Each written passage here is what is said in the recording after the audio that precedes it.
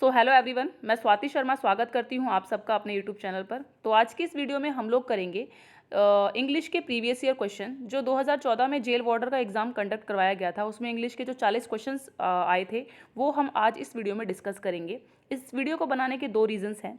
पहला रीज़न ये है कि आप लोगों को ये पता लग जाएगा कि एग्ज़ाम में जो है इंग्लिश का लेवल क्या रहता है, किस टाइप के क्वेश्चंस एग्ज़ाम में आते हैं, पैटर्न कैसा रहता है। दूसरा रीज़न ये है कि बहुत सारे बच्चे पास प्रो नहीं खरीद पाते हैं उसका टेक्स्ट बुक का, तो वो लोग प्रीवियस ईयर जो क्वेश्चंस है वो नहीं देख पा रहे होंगे कि किस टाइप का प्रीवियस ईयर टेस्ट जो है उसको नहीं अनलॉक कर पा रहे होंगे। तो वो लोग यहाँ से बेनिफिट ले सकते हैं इस वीडियो का कि किस टाइप के क्वेश्चंस इंग्लिश में आते हैं।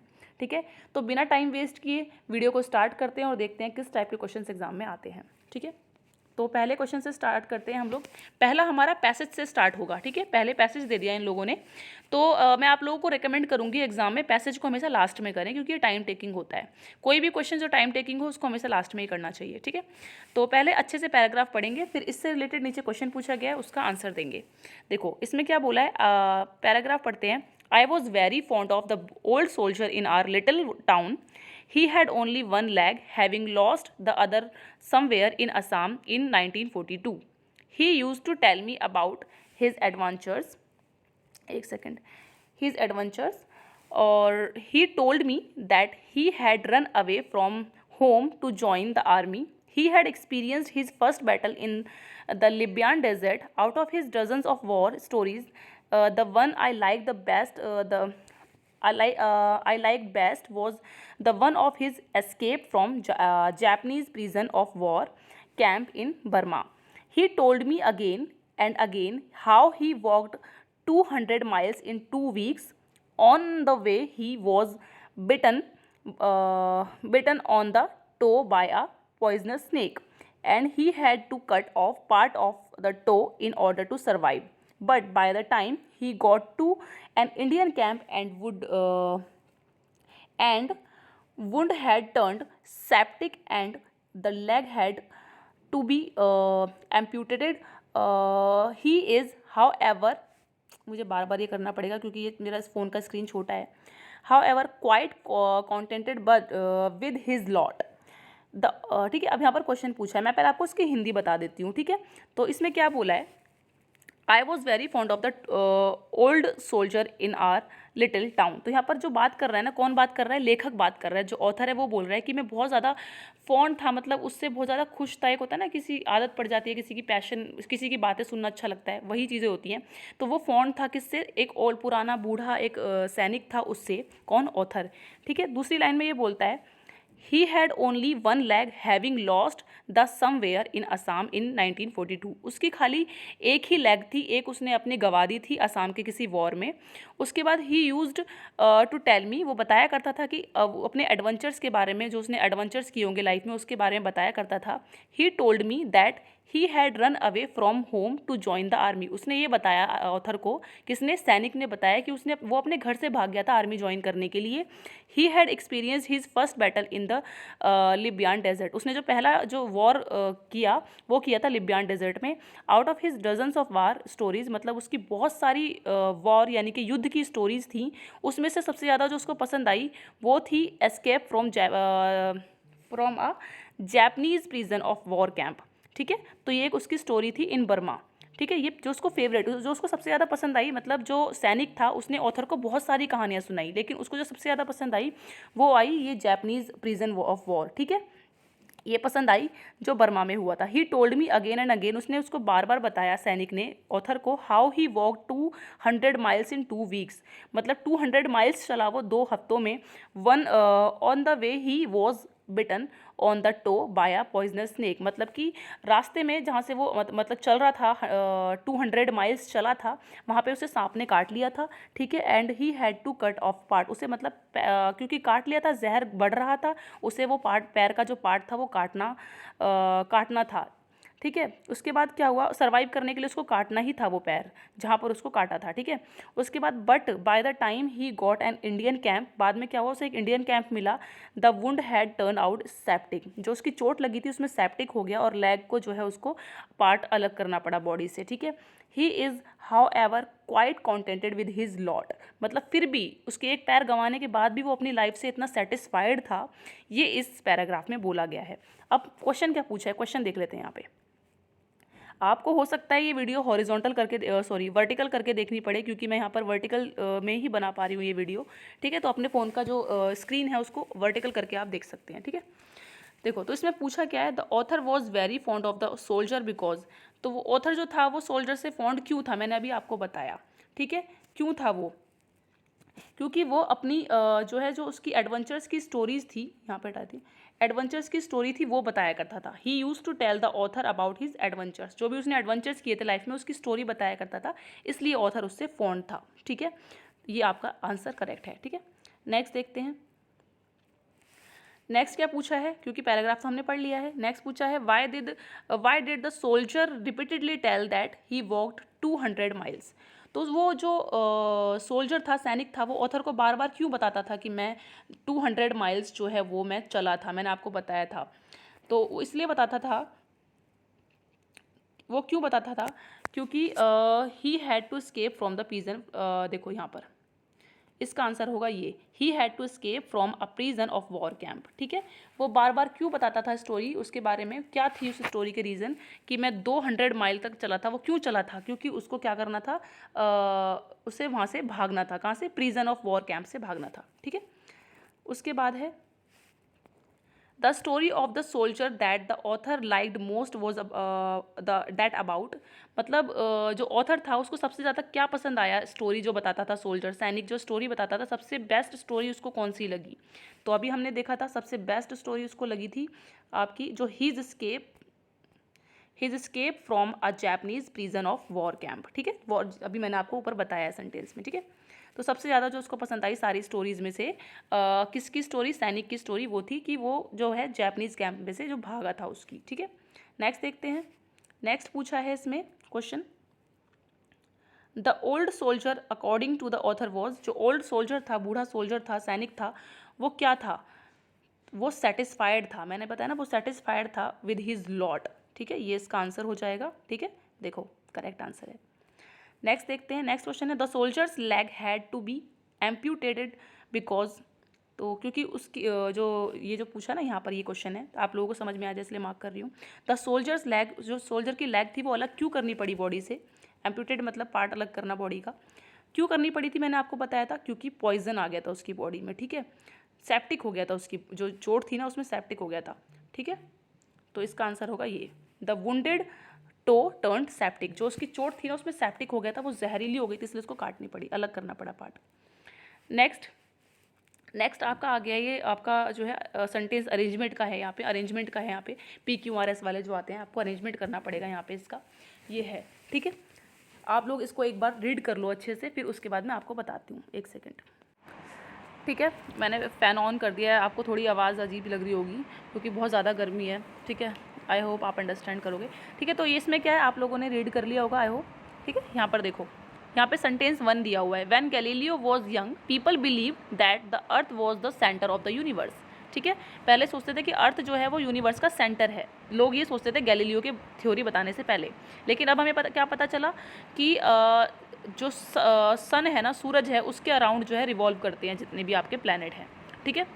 तो उसके बाद अब देखो, इसके बाद जो हमारा नेक्स्ट इसका जो आंसर है, पहली बात तो ये है, मैं आपको बता दूं, देखो ये, ठीक है, QPRS, तो पहला इसके बाद आएगा when Galileo was young people believed, ठीक है, people believed that earth was the centre of the universe, ठीक है। उसके बाद आएगा this believe was supported by the state and the church, तो जो बिलीव था ना, ये जो यकीन, ये जो एक विश्वास था लोगों का कि सेंटर अर्थ जो है, हमारी जो पृथ्वी है, ये सेंटर ऑफ द यूनिवर्स है, ये कौन बिलीव करता था, इसको सपोर्ट किया स्टेट ने भी और चर्च ने भी, सब ने सपोर्ट किया, ठीक है, समझ रहे हो। रिलीजन जो धार्मिक लोग थे उन्होंने भी सपोर्ट किया, और जो मतलब वहाँ के लोग थे रहने वाले, उन्होंने भी सपोर्ट किया।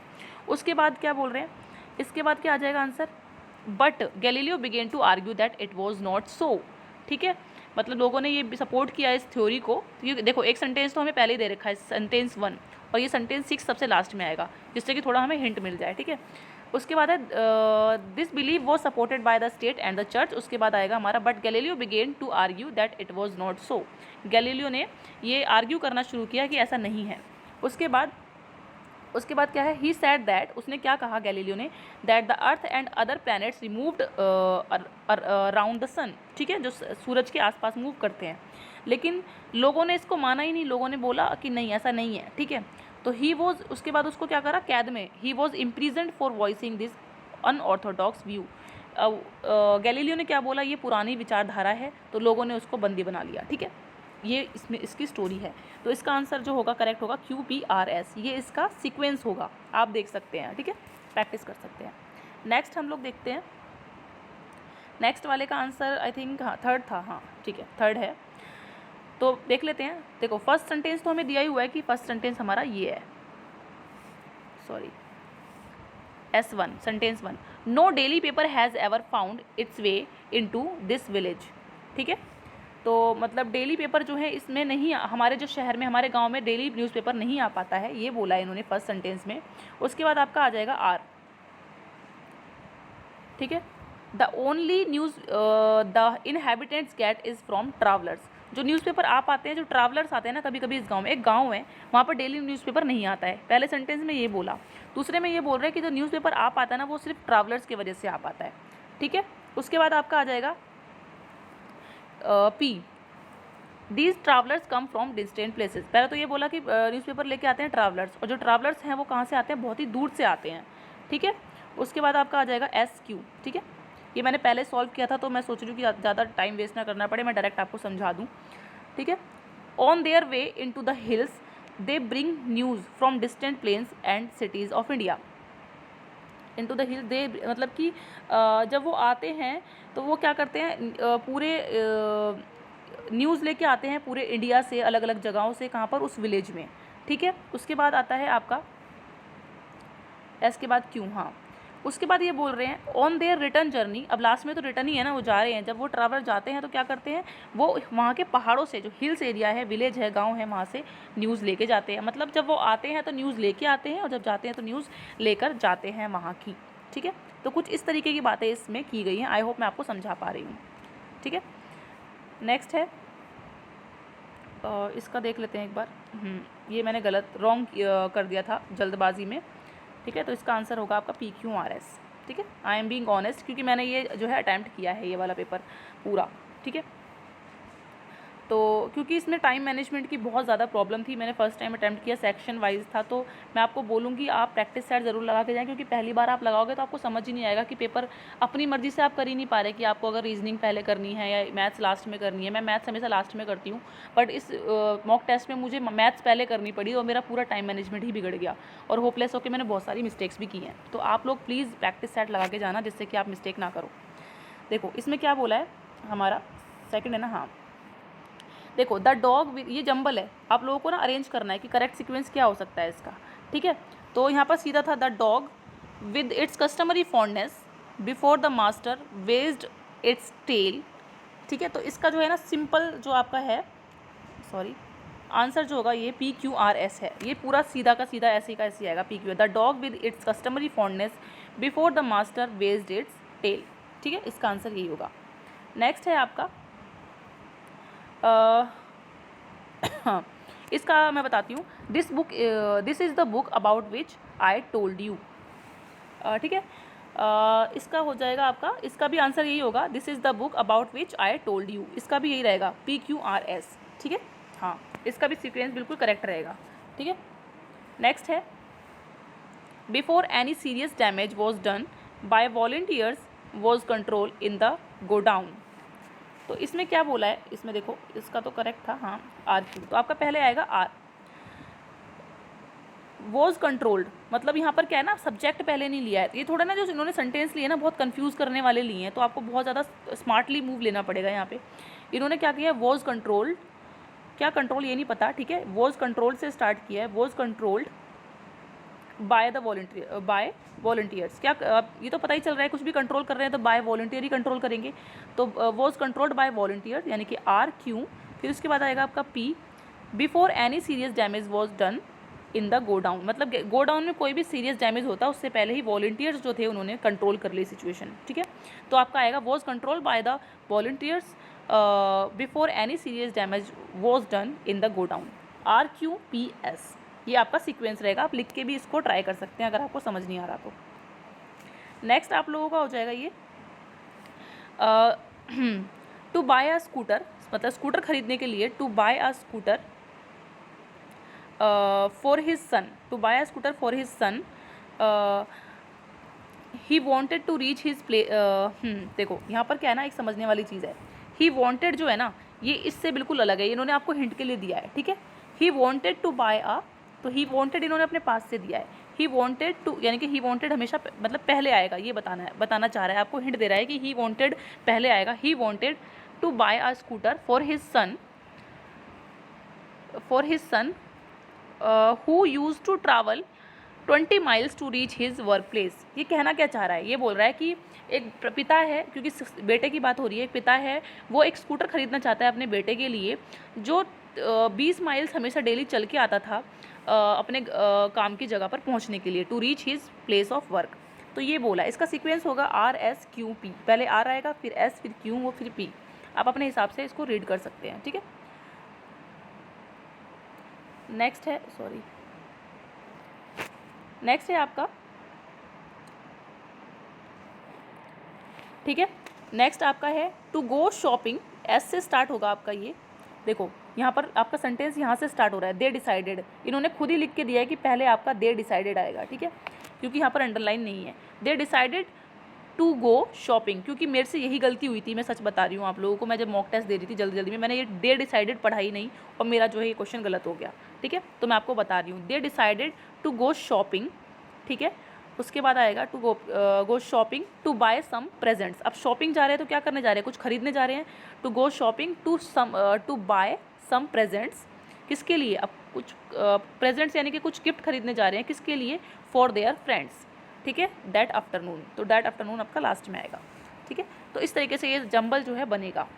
आपको ये याद रखना है कि ऊपर कोई सेंटेंस दिया होगा पहले से ही कि ये पहले यही आएगा, जो मैंने गलती करी आप ना करो जल्दबाजी में, ठीक है। अब कुछ वर्ड मीनिंग आ जाएंगे आपके। अब आपको सिनोनिम बताना है, यानी कि सिमिलर। सिनोनिम तो पता है ना, मतलब सेम वर्ड। होम सिक, होम सिक का मतलब होता है लॉन्गिंग फॉर होम, ठीक है, लॉन्गिंग फ्रॉम होम। होम सिक मतलब बहुत टाइम से आप जो है घर से बहुत दूर हो, या फिर मतलब आपको घर की याद आ रही है, ऐसा कुछ हो जाता है इसमें, ठीक है। तो लॉन्गिंग फॉर होम, ठीक है। Next meditate. मेडिटेट मतलब आपको पता ही है, मेडिटेशन करते हैं। मेडिटेशन में हम क्या करते हैं, कुछ सोच विचार करते हैं, बहुत ध्यान लगाते हैं किसी चीज़ में। और कंटेम्पलेट आ जाएगा, सॉरी इसको ना इसको ऐसे करती हूँ मैं, ठीक है। यहाँ पे मेडिटेट मतलब होता है आपका किसी चीज़ में ध्यान लगाना, कुछ सोचना ध्यान से एकदम, है ना। यहीं पर इसका आंसर हो जाएगा कंटेम्पलेट। कंटेम्पलेट का मतलब होता है बहुत ध्यान से कुछ सोचना, ठीक है, ये इसका सिनोनिम हो जाएगा। वैसे ही प्रिमिटिव, प्रिमिटिव मतलब क्या होता है, जहाँ भी प्री वर्ड आ जाए ना, प्री मतलब बहुत पहले की बात हो रही है कहीं, तो प्रिमिटिव मतलब कोई प्राचीन बात हो रही है। तो इसका जो सिनोनिम होगा ये होगा आपका अनसोफिस्टिकेटेड। ये 4th नंबर का आंसर है इसका, आंसर नंबर 4, अनसोफिस्टिकेटेड। अनसोफिस्टिकेटेड मतलब बहुत ही कुछ प्राचीन चीज़ों को ही बोलते हैं अनसोफिस्टिकेटेड, ठीक है। तो इसका सिनोनिम ये हो जाएगा, ठीक है। अभी तक सिनोनिम ही पूछ रहे हैं, मतलब सेम।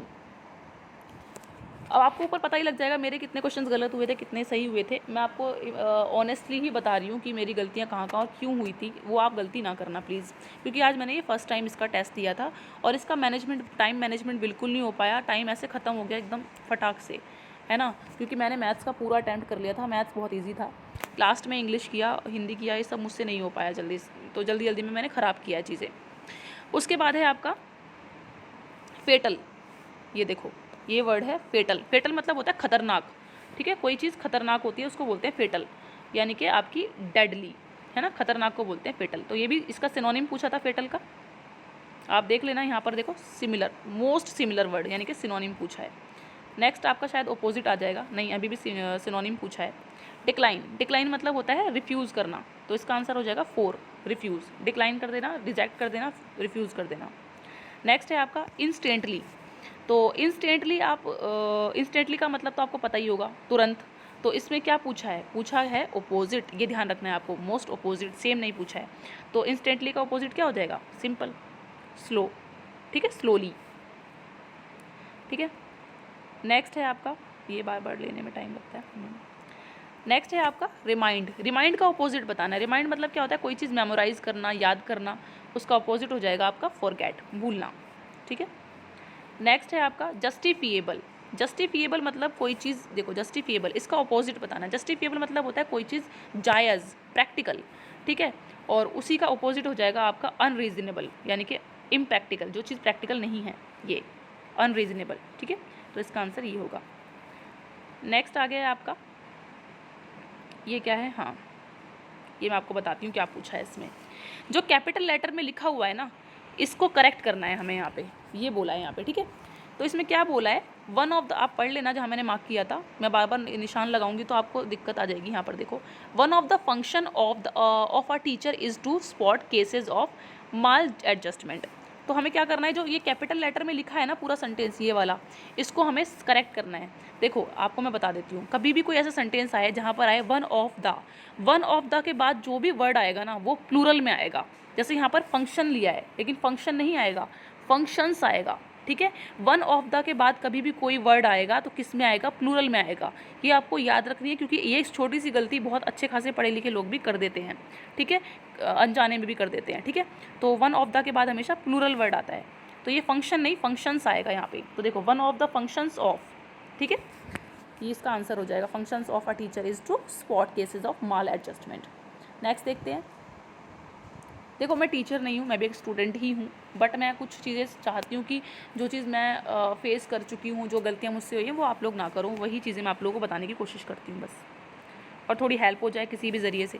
देखो, फिनिशिंग हिज ब्रेकफास्ट, अब जो कैपिटल वर्ड है ना हमारा, इसी को हमें करेक्ट करना है। Finishing his breakfast he started working on the problem that had been awaiting disposal for a long time. तो इसमें क्या बोला है कि ब्रेकफास्ट फिनिश करने के बाद या ब्रेकफास्ट फिनिश करते ही उसने स्टार्ट कर दिया काम करना। तो हमारा जो मेन फोकस है वो ये कैपिटल जो लाइन है ना, कैपिटल जो हमारा लिखा हुआ है इस पे है, बाकी सब छोड़ देते हैं। तो करते ही, जब भी कोई ऐसी लाइन आती है ना, उसने ये काम करते ही ये करना शुरू कर दिया, तो करते ही के लिए हम यूज़ करते हैं हैविंग वर्ड, ठीक है। ये देखो, हैविंग फिनिश्ड हिज ब्रेकफास्ट, अपना ब्रेकफास्ट फिनिश करते ही उसने काम स्टार्ट कर दिया, तो हैविंग फिनिश्ड हिज ब्रेकफास्ट आएगा, ठीक है। तो ये आपका करेक्ट आंसर होगा। मैंने ये अभी जो आपको मैं करवा रही हूँ ना वॉल्यूम 1 की बुक, इसमें ये जो मैंने आपको करवाया ना हैविंग वाले ऐसे सेंटेंसेस करवा चुकी हूँ। अगर आपने वो कर लिया होगा ना तो आप ये आराम से कर सकते हो। अब यहाँ पर देखो क्या है, यहाँ पे बोला in our friend circle it is customary, देखो अब ये मोटी है ना line, sorry, it is customary for each of the members to buy their own tickets. अब देखो, मैंने आप लोगों को ना वॉल्यूम 1 में करा दिया है, अगर कहीं पर ईच आ जाता है ना, ईच ऑफ के बाद जो आपका जो भी बनेगा ना वो हमारी बात हो रही है किसी एक सिंगल पर्सन के लिए। तो चाहे बेशक यहाँ पर मेंबर्स है, लेकिन यहाँ पर ईच आ गया, यानी कि एक पर्सन के लिए बात हो रही है, तो देयर नहीं आएगा, ठीक है। देयर ओन मतलब नहीं आएगा, देयर मतलब तो हम बहुत ज़्यादा लोगों की बात कर रहे हैं, लेकिन अगर यहाँ पर ईच ऑफ आ गया है ना तो हम यूज़ करेंगे हिज, ठीक है। तो each of the members to buy his own tickets, ठीक है। तो यहाँ पर कहाँ है ये आंसर? To buy his own tickets, ये रहा, to buy his own tickets. Each of आ गया तो हम हिज लगाएंगे, ठीक है। The government is planning to set family welfare centres for slums in cities. अब देखो, अब गवर्नमेंट प्लान कर रही है टू सेटअप ही आएगा, सिंपली बात है, तो आप कोई भी कर लेगा, बहुत सिंपल है। देखो 45% बच्चों ने इसको करेक्ट किया है, ठीक है। तो गवर्नमेंट प्लान कर रही है to set up family welfare centres for slum in cities, ठीक है। नेक्स्ट देखते हैं। नेक्स्ट क्या है? ईच बिजनेस एक्टिविटी, देखो शायद आई होप आप खुद भी पढ़ सकते हो, ये क्वेश्चन यहाँ से स्टार्ट हो रहा है। Each business activity dash employment to the people who would otherwise be unemployed. तो ईच जो भी बिजनेस एक्टिविटी होती है वो क्या करती है? प्रोवाइड करती है एम्प्लॉयमेंट, रोजगार प्रोवाइड करती है, एम्प्लॉयमेंट प्रोवाइड करती है। तो each business activity provides employment, ठीक है। नेक्स्ट है आपका,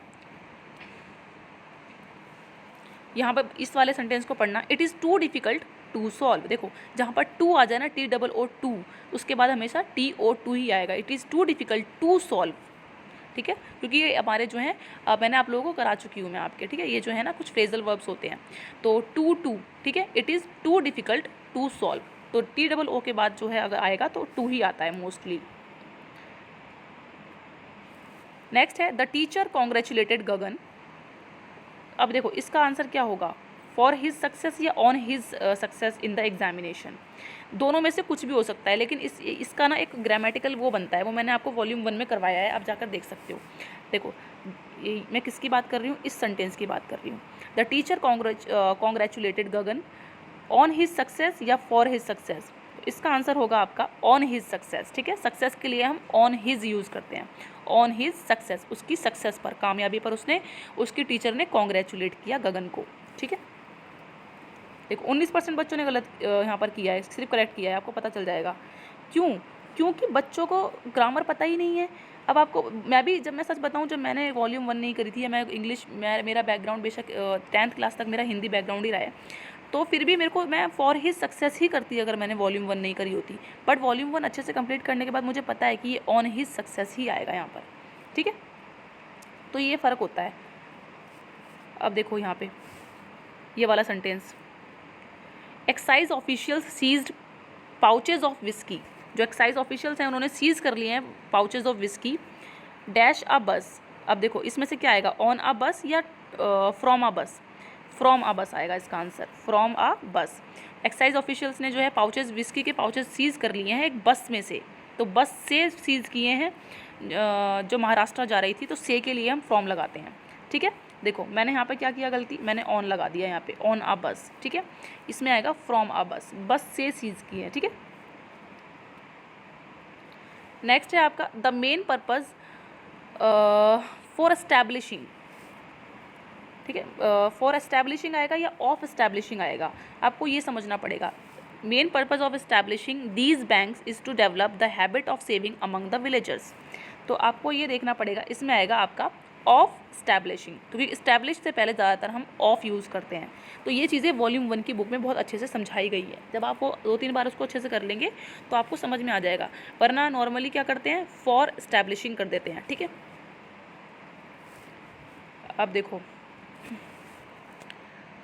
अब इसमें ग्रामेटिकल एरर बताना है कि इस सेंटेंस में जो आपको ABCD दिया हुआ है, इसमें कहाँ कौन से पार्ट में गलती है। देखो इसको अच्छे से पढ़ो पहले आप। After a complaint was filed, police teams was given the photograph of the accused from the CCTV footage recorded at the hotel. अब यहाँ पर आपको कहाँ गलती लग रही है, after a complaint was filed, police teams, देखो अब पुलिस टीम्स की बात हो रही है, यहाँ पर गलती है इसमें, पुलिस टीम्स है यानी कि प्लूरल है, इसके बाद वॉज क्यों लगाया है, यहाँ पे वर होना चाहिए, है ना। तो यहाँ पर गलती हमारे बी पार्ट में है, ठीक है, वॉज नहीं वर होना चाहिए वहाँ पे। यहाँ पर आपको एक्सप्लेनेशन भी मिल जाएगी, है ना। देखो यहाँ पर देखो वर आना चाहिए। नेक्स्ट देख लेते हैं, यहाँ पर क्या गलती है, training have a, I think आप देख पा रहे होंगे, पढ़ पा रहे होंगे, मुझे बार बार मार्क करने की ज़रूरत ना हो। Training have a positive effect on development of various skills and abilities, यहाँ पे आपको क्या गलती लग रही है। देखो ट्रेनिंग पहले में ही गलती है, यहाँ पे ट्रेनिंग लिखा है ना, ट्रेनिंग क्या है, सिंगुलर है और उसके साथ लगा दिया है हैव, सिंगुलर के साथ हम क्या लगाते हैं, हैज़ लगाते हैं, तो ट्रेनिंग हैज़ आएगा, यहाँ पे हैव नहीं आएगा, training has a positive effect, तो यहाँ पर ए आ जाएगा इसका आंसर, ठीक है। नेक्स्ट आपका क्या है, the economic disparity have grown, देखो ये वाला सेंटेंस है, क्या हो गया, ये वाला सेंटेंस है, ठीक है। The economic disparity have grown rapidly in the area of globalisation and free market forces, इस सेंटेंस में आपको क्या गलती लग रही है, ध्यान से देखो, मैंने अभी जो लास्ट में बताई है ना वही गलती है यहाँ पर भी। देखो यहाँ बोला है द इकोनॉमिक डिस्पैरिटी, तो इकोनॉमिक डिस्पैरिटी क्या है, ये सिंगुलर है, तो इसके साथ हैव क्यों लगाया है, यहाँ पर हैज़ आएगा, the economic disparity has grown, ठीक है, क्योंकि डिस्पैरिटी सिंगल है, डिस्पैरिटीज़ या कुछ ऐसा प्लूरल वर्ड नहीं है यहाँ पे, ठीक है। तो यहाँ पर ए, सॉरी हैव है ना, तो बी आएगा, सॉरी बी, ठीक है, क्योंकि यहाँ पर हैज़ आएगा तो बी पार्ट में गलती है, तो बी आएगा इसका आंसर, ठीक है। नेक्स्ट है, देखो बच्चों ने यहाँ पर कितने 39% बच्चों ने इसको करेक्ट किया है सिर्फ। कितना सिंपल है ये, हैज़ और हैव। हैज़ और हैव का फ़र्क आपको नहीं पता तो आप ग्रेजुएट्स होने के बाद बहुत गलत चीज़ है ये। आपको इतना तो पता होना चाहिए कि हैज़ आपका सिंगुलर के साथ लगेगा और हैव आपका जो लगता है प्लूरल के साथ लगता है। इतनी कॉमन अंडरस्टैंडिंग होनी चाहिए, ठीक है। नेक्स्ट देख लेते हैं। नेक्स्ट इसमें देख लेते हैं क्या गलती है इस वाले में, इसमें, ठीक है। Lack of ability to read और write is just one of the barrier that keep the poor people underdeveloped. अब देखो मैंने अभी आपको बताया था वन ऑफ द, ये आपको हमेशा याद रखना है। सेंटेंस में ज़्यादातर वन ऑफ द पे गलती ये आती है कि वन ऑफ द के बाद जो है सिंगुलर दे देते हैं, बट वन ऑफ द के बाद हमेशा आपको क्या होना चाहिए, वन ऑफ द के बाद जो वर्ड आएगा आपका वो प्लूरल होना चाहिए। वन ऑफ द बैरियर नहीं होगा, वन ऑफ द बैरियर्स होगा, ठीक है। तो सीधा पकड़ लिया हमने, जो गलती है वो सी में है, ठीक है। नेक्स्ट देखते हैं। अब यहाँ पर देखो, ये देखो, ये मैंने जल्दबाजी में फालतू में गलती कर दी, कुछ भी नहीं था, एकदम सिंपल सेंटेंस है ये। देखो आप, rose growers in the city is waking up to the benefits of collective action. तो यहाँ पर क्या हुआ, रोज ग्रोवर्स क्या है ना, मुझे लगा एक कंपनी का नाम है रोज ग्रोवर, तो रोज ग्रोवर्स, तो मैंने यहाँ पर इसको सही मान लिया, लेकिन रोज ग्रोवर्स क्या है, ये प्लूरल है। ग्रोवर्स यहाँ पे कई लोगों की बात हो रही है, तो rose growers in the city are हो जाएगा यहाँ पे, आर, ठीक है। इज़ नहीं आएगा, आर आएगा, क्योंकि ग्रोवर्स है यहाँ पे, प्लूरल है ये, ठीक है। तो आंसर इसका हो जाएगा आपका बी, करेक्ट, ठीक है। नेक्स्ट है आपका, the gentleman together with his wife and daughter were ड्रोन्ड।